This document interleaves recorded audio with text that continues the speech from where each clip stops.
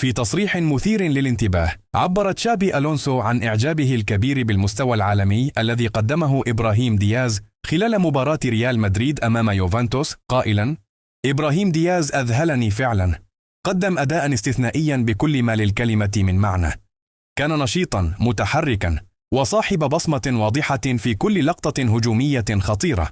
وأضاف ألونسو: تحكمه في الكرة، تمريراته الدقيقة وقدرته على كسر خطوط الدفاع جعلت منه أحد أفضل اللاعبين على أرضية الملعب، خلق فرصا واضحة وكاد أن يسجل هدفا رائعا.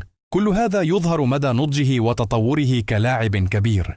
وختم قائلا: اللاعبون الذين يصنعون الفارق في المباريات الكبرى قليلون، ودياز أحدهم بدون شك. ريال مدريد محظوظ بامتلاك لاعب بهذه الجودة، والمغرب عليه أن يفخر بهذه الموهبة. كلمات ألونسو جاءت لتكرس ما بات واضحا للجميع: إبراهيم دياز نجم من الطراز العالمي، يثبت في كل مباراة أنه من أبرز صناع اللعب في أوروبا حاليا.